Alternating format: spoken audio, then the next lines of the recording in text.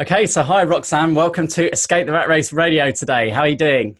I'm great. Thanks, Chris. Yeah, thank you Thanks for for being. having me. Yeah, you're welcome. And you just told me you're in Canada right now. Yes, we're actually in beautiful Victoria. It's fabulous, but hot, same as in England. Yeah, actually, when you're back home, we're not too far away from each other, are we? I'm in Kingston, you're in Richmond upon Thames in Yeah, Surrey. that's So right. yeah, we hooked up a few weeks ago. We had a lovely lunch by the river, and yeah, we said, hey, we definitely need to get you on the show and sharing your story. So Roxanne, why don't you start by telling everyone listening what business you're in and what specifically that involves day to day? Okay, so the business I'm in is I'm in property. I focus on cash flow strategy, which is HMOs. And on a day-to-day basis, I manage the properties. So I do the tenant management and property management. And I have a little team that help me out in keeping the places, um, I guess to the best standard Yeah. because I do quite high-end HMOs. Okay. Just explain a little bit more what an HMO is for someone who doesn't know. It's a house of multiple occupancy. So the way I position it is I create happy homes one room at a time. So it's about house shares. I cater to professionals. I do boutique HMOs. So the the standard is more like a serviced apartment Mm, for professionals that come to the area. They're working in the area for the first time, so they don't know anyone. They don't know where exactly they want to live, so they choose to stay in my places, which are, I think, a quality of life, a choice on quality of life versus a compromise for them. right. So you're giving Yeah, Airbnb a bit of a run for their money, are you? yeah, yeah. Cool. That's So, the idea. so today's interview is going to be split into three parts, Roxanne. Part one is where you were, part two is where you are now, and part three is where you want to get to. So let's roll straight into part one. And can you tell our listeners where you used to work and what you used to do? I used to be in marketing, so I was a head of marketing for a audio visual company when plasma screens used to be, all the rage. And then so it was where I used to work. What was the next one? Where I want to be? No, no, and what you used to do. So you know, Oh, what was the yeah. day-to-day role in the marketing department there? It was, let's see. It was all very much tight timelines, working on websites, advertising, dealing with advertising agencies, and trying to do like around the UK road shows. So would you, I headed that up, and it was chaos and stressful. yeah, would you say Yeah, that, did you feel like you were truly in the rat race at that point? I definitely was. I was so committed to working my every hour, my weekends, my evenings. I seem to love my day job for some reason, and then I realized that there's more to life. Yeah. Yeah. So how did you settle then upon a decision as to what exactly you were going to focus on to generate additional income enough so that you could quit that job? Well, fortunately, we renovated a house while I was working, and we decided to sell that and go traveling. So I think at some point I decided that enough was enough. I didn't want to work for someone else, but I didn't know what I was going into. So my husband and I decided to quit and travel. And and then when we came back, I was always adamant though I wouldn't work for anyone else. I would focus on my own thing so that I didn't just put all my energy into someone else's business. I knew that for me that was very clear. I just wasn't clear exactly what business I was going to go into at that stage. Mm, yeah. Mm. So did you have to set yourself some kind of goals and parameters if you knew that you weren't going to rely on a steady income? Did you kind of have to do some sums and work out, what you needed to generate from passive incomes? Yes, we did have that. But initially, because we'd sold a house and we did quite well on the sale, it was more about those numbers working out for us and knowing we could go travel for a while. Um, and we had started a business on the side, which was a textile business.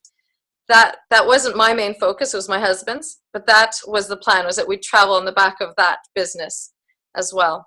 So Hmm. there was numbers there, but it really, for me, it clicked in when we got back and we started a family. It's only once we kind of had the three kids and in 2014 that I then started doing the numbers on a business, and this is when this business came about, the HMO strategy. Mm. And it was on the back of those numbers. Okay. So what were some of the first steps when you started taking things seriously that helped you develop and evolve that business? Maybe training, education, or just going full in? I read some books. I actually wasn't even on Facebook at that point. I didn't know there was any property groups. And so I read some books, and that's what got me understanding the different strategies in property, and then understanding what the cash flow strategy was, the HMO strategy. For us at the time, the HMO strategy worked because I could do it from home. I could manage the properties and still, manage the family, which was really important, my number one focus.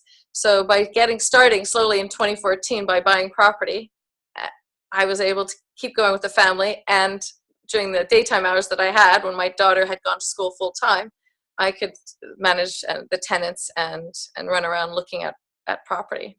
Yeah, brilliant. Mm-hmm. So moving into part two then, where you are now. So what are three of the biggest realizations that you've had over those last 4 years, Roxane, since transitioning from the employee mindset to becoming a business owner, an entrepreneur? Well, I'm in charge. That's the thing. So freedom is incredible. Being able to make my own decisions and run my own schedule, that is fabulous. And I spend less time, I think, on the unimportant stuff. I really do focus on trying to identify the most important things in my day and get those things done, which I think before I got pulled in many directions. I mean, I still have to be so careful that I spend my time wisely, but definitely the freedom, the ability to make up my own decisions, and the overall control is for me such an eye-opener.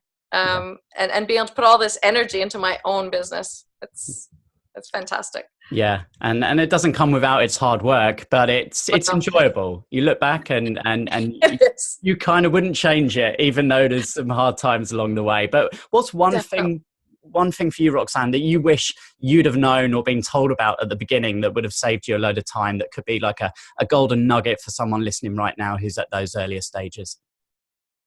Oh, I think the systems is kind of being a bit clearer on what systems I could set up to help manage the property and the tenants.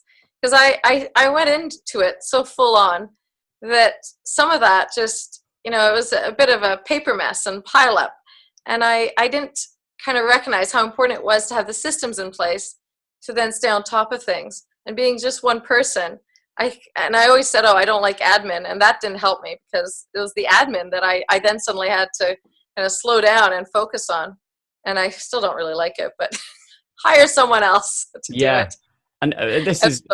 And this is something we talk about a lot at Escape the Rat Race. Is, the first step in escaping the rat race is really getting clear about yourself, getting clear about, what kind of person are you? What are you good at? What do you like? So for some people, they love that detail. They love those spreadsheets. And for others, they just want to get out there. They want to be talking to people, communicating, networking, creating stuff. So when you understand yourself, it helps a lot. And as you said, then you know who to go and hire first. Yes, exactly. You're absolutely right, Chris. Yeah. Cool. So part three, where you want to get to, Roxane. So did you set yourself any goals or targets when you decided to leave your job and start your own business? And have you reached them yet? Well, the first goal was to achieve an income that would allow Scott, my husband, to leave the city. So we've achieved that. He's now focused on the business, and he's also doing some other things. He's writing a book and whatnot. But that was the first goal that I had set, and we've achieved that. My next goal is to actually increase the different sources of income. So I'm branching out. I'm now working with more people, helping them achieve a similar strategy to what I'm doing. So I'm mentoring, I'm doing project managing on their builds and their HMO setups, which is very interesting. I'm really enjoying working with other people. And I think that for me is the second goal, is opening and expanding that way. And at the same time, there's a few more properties we want to acquire for ourselves to add to our portfolio. Yeah. So those are the three main areas. And you also run a property networking event, don't you, as well? So give yourself a free plug, Roxane. Go on. That's right. So I run the Property Hub meetup in Richmond, which is the first Thursday of every month. And what we do is we get together. It's an open Property Hub. There's no cost, no charge. We just invite other investors, people interested in property, to come and join us and chat. And just, we have a great evening at a pub, having a drink and chatting about property. Yeah. It's fantastic. And the network is fabulous. Yeah. And the location is pretty good as well, looking out over Richmond Green. And we're talking That's Richmond, I didn't mention that. It's cricketers on the green. Cool. So hopefully we have a bumper turnout next month after this podcast. So Roxane, do you feel as if you have greater potential now to achieve your life goals now that you have more control over your time? Yes, absolutely. Absolutely. By far, yeah. Instead of leaving it to someone else and to kind of achieve their dreams, I get to do exactly what I want. Yeah, your destiny is in your own hands. Yeah.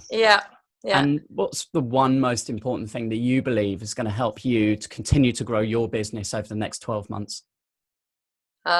So this is from John Lee Dumas. He says, focus, follow one course until success. And I keep that in mind all the time. I love that little acronym. Yeah. I have a sneaky feeling he might have pinched that one from Robert Kiyosaki, but we'll give him possibly, that. Yeah. It's a good one. Lasted.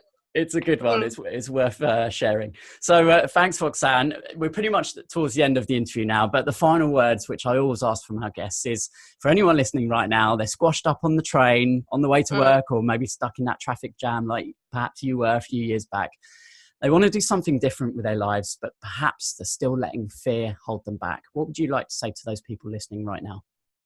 I'd say believe in yourself, invest in yourself, and back yourself. Just put your energies in your own efforts, and you'll be successful. Very few people think that they can actually back themselves. They should. Thank you so much. Yeah. Thank you, Roxane. You've been a brilliant escapee today. It's been fantastic listening and hearing your story. I wish you the best of time over there in Canada, and look forward to seeing you guys when you get back to the UK. Thank you, Chris. All right. Have a great time. Thanks, Roxane. Thanks for having me.